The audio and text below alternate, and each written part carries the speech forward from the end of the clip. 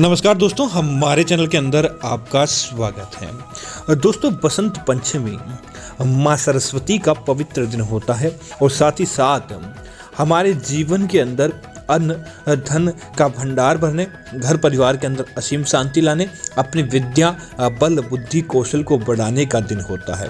दोस्तों, जिस व्यक्ति के जीवन के ऊपर माँ सरस्वती का हाथ होता है वहाँ पर कभी भी आपको निराशा हाथ नहीं लगती है, क्योंकि दोस्तों माँ सरस्वती बुद्धि की कुशाग्रता की देवी होती है। और जब माँ सरस्वती का हाथ आपके ऊपर आ जाता है तो निश्चित तौर पर आपके ज्ञान के भंडार खुल जाते हैं। तो दोस्तों, आज हम आपको बताने वाले हैं बसंत पंचमी के दिन केलों का एक ऐसा उपाय जिसको करने मात्र से ही आपके जीवन के अंदर किसी भी प्रकार की कोई चीज़ की कमी नहीं रहती है।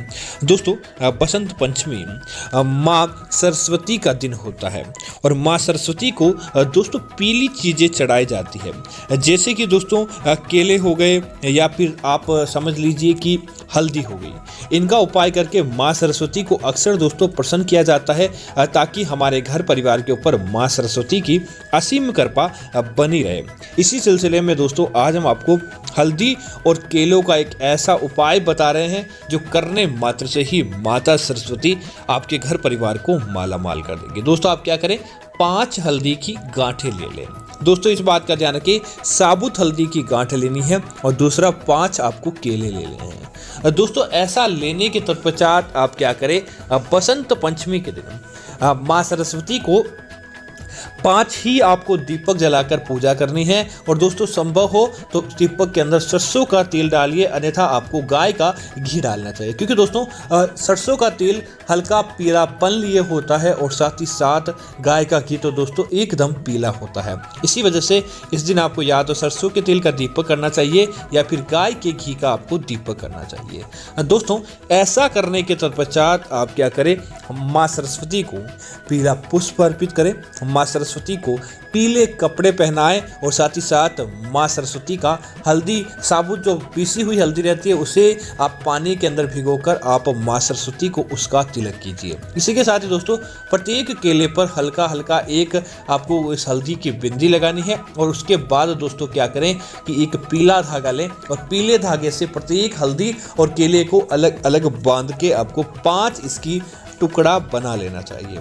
और दोस्तों उसके बाद क्या करें कि माँ सरस्वती के चरणों के आगे उन केले और हल्दी की गठान को रखें और कहे, हे माँ सरस्वती, आप मेरे घर की दुख दुविधा को दूर करो, मेरे घर की सारी समस्याओं को समाप्त करो और मेरे जीवन के अंदर आप प्रकाश डालो। इस प्रकार की मनोकामना मांगने के साथ ही आप जय सरस्वती माँ, इस बात का जरूर ध्यान रखें, जय सरस्वती माँ यह मंत्र आप मन ही मन बोलते जाएं। दोस्तों, ऐसा बोलने के तत्पश्चात आप क्या करें कि माता सरस्वती को आप जो भी आपकी मनोवांछित इच्छा है बोलकर वह केले बसंत पंचमी के दिन वहीं पर आप रख दें। दोस्तों, जिससे क्या होगा, आपके घर की सारी नकारात्मकता वह हल्दी और केलों के द्वारा सोख ली जाएगी और निश्चित तौर पर दोस्तों आपका काम बन जाएगा। और माता सरस्वती को पीली चीजें अर्पित करना बहुत पुण्यकारी होता है।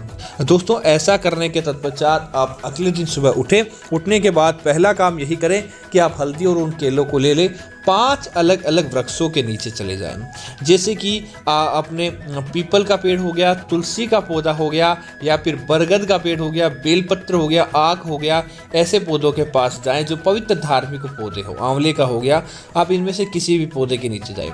अलग अलग 5 पौधों के नीचे आप क्या करें दोस्तों, जमीन के अंदर गड्ढा खोदकर हल्दी की गठान तो वहां पर दबा दें। ध्यान रहे कि हल्दी की गठान को खुला नहीं रखना है बल्कि दबा देनी चाहिए और उसके ऊपर जो दोस्तों पीला धागा रहता है वह उस पौधे की या पेड़ की जो भी आपको मिलता है उसकी टहनी के ऊपर आपको बांध देनी चाहिए। और दोस्तों जो केला रहता है वह उनकी जड़ों के नीचे अर्थात की जमीन पर ऐसे ही तने के पास रख देना चाहिए। दोस्तों, जैसे ही कोई बाहर से कोई व्यक्ति आकर इन केलों को देखता है या कोई इन केलों को स्पर्श करता है या कोई जानवर भी आकर इस केले को खा लेता है, समझ जाइए कि आपके घर की समस्याएं उसी समय से समाप्त हो जाती है और आपके घर परिवार के अंदर जो परेशानियां थी, समस्याएं थी, वह उसी समय से दूर होकर आपको फायदा प्रदान करवाती है। तो तो दोस्तों मैं उम्मीद करता हूं कि जानकारी आपको अच्छी लगी होगी। ऐसी अन्य जानकारी देखने के लिए आप हमारे चैनल को सब्सक्राइब करें और साथ ही साथ वीडियो को लाइक और शेयर करना ना भूलें, ताकि इस प्रकार की जानकारी आपको मिलती रहेगी। धन्यवाद मित्रों। जय श्री राम मित्रों।